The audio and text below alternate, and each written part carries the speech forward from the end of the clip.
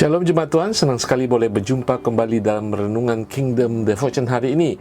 Nah, saudara, kita sudah memasuki pasal ketiga daripada kitab Kolose.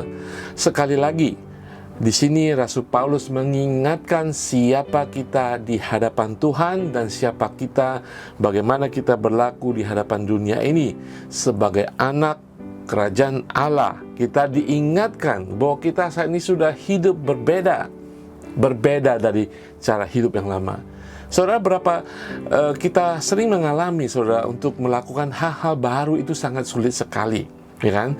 Nah, saudara, kadang-kadang kita selalu berargumentasi cara saya lebih baik karena saya sudah berpengalaman bertahun-tahun. Dan untuk mengubah pengalaman dan cara kita itu susah sekali. Mungkin kita bertekad dengan niat untuk mengubahnya, tetapi akhirnya kita kembali lagi ke cara lama. Betapa sering kita berargumentasi dengan orang yang lebih tua, orang tua kita. Menurut mereka pengalaman mereka lebih hebat, cara mereka lebih jitu dan berhasil. Ya, benar. Tetapi kadang-kadang di zaman modern ini, cara melakukan sesuatu, misalnya memasak saja, ya, cara anak muda sekarang sudah berbeda dan akan ada pertentangan cara dengan cara orang tua kita dan selalu ada ngotot-ngototan. Itu contoh untuk mengubah suatu pola, suatu cara itu susah sekali. Nah, di dalam pasal ketiga ini dengan judul manusia baru atau dalam bahasa Inggris mengenakan manusia baru, sama halnya kita mengerti bahwa kita adalah ciptaan baru, tetapi untuk mengenakan manusia baru dan hidup di dalamnya itu susah sekali. Kita condong kepada kembali kepada hal-hal yang lama. Kita baca firman Tuhan hari ini. Kolose 3 ayat 1 dan 2. Karena itu, kalau kamu dibangkitkan bersama dengan Kristus, carilah perkara yang di atas di mana Kristus ada, duduk di sebelah kanan Allah. Pikirkanlah perkara yang di atas, bukan yang di bumi. Saudara, Rasul Paulus mengerti, belajar mengikuti Kristus itu memang susah karena kita sudah terbiasa dengan kehidupan lama kita, manusia lama kita, kedagingan kita, dan kita perlu persisten. Firman Tuhan hari ini mengingatkan kita sudah dibangkitkan. Carilah perkara yang di atas, di mana Kristus duduk di tahtanya, duduk di sebelah kanan Allah Bapa. Itu berbicara tentang sumber kita itu berkuasa. Yesus Kristus tidak hanya menyelamatkan kita, tapi otoritas kuasanya, kedahsyatannya masih ada dalam kehidupan kita. Kita carilah dan pikirkanlah perkara-perkara di atas. Karena kita sekarang sudah berbeda, bukan lagi yang lama.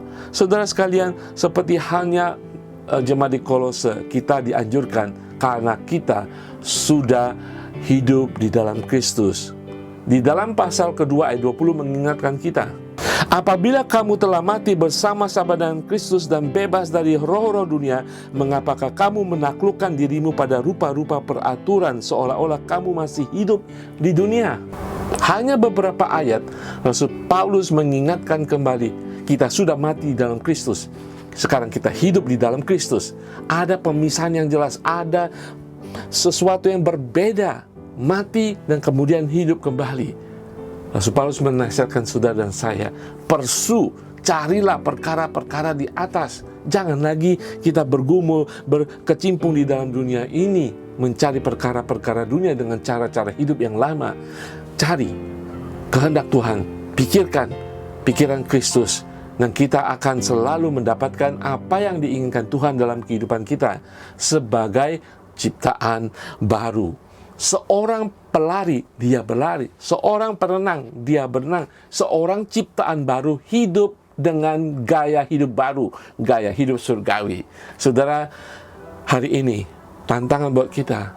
Kalau kita masih mengikuti pola-pola kehidupan lama, mari kita tilik diri sendiri. Apakah saya begitu cepat marah? Apakah saya begitu tamak? Apakah saya masih sombong? Apakah saya masih kurang kasih, kasar, ngomong saya menghakimi, ngomong saya menjatuhkan, ngomong perkataan saya menyakiti. Semuanya itu manusia lama, saudara. Ketika itu kembali, waspada dan ingatkan diri kita, kita sudah mati, dibangkitkan di dalam Kristus. Kita mencari perkara-perkara Kristus, dan itu tidak hanya akan menguatkan iman kita, memberkati orang-orang dan menjadikan kita dikenal sebagai murid Tuhan. Saya akan berdoa. Bapa di surga, kami sering, Tuhan, ampuni kami jatuh kembali ke pola-pola lama kehidupan kami, kebiasaan, keterikatan kami akan dunia ini. Tuhan, kami ingin lepas, kami sudah hidup, kami mau, Tuhan, mendapatkan kuasa yang dari surga, karena Tuhan kami, penyelamat kami ada di tatanya, berkuasa. Bahwa setiap jemaat-Mu memikirkan, mencari perkara-perkara di atas, dan kami boleh menerima anugerah, kekuatan, kuasa yang dari surga mengalir dalam kehidupan kami, sehingga kami boleh menjadi umat Allah yang efektif dan memuliakan nama-Mu di dalam nama Tuhan Yesus. Haleluya. Amin. Tuhan Yesus memberkati semua.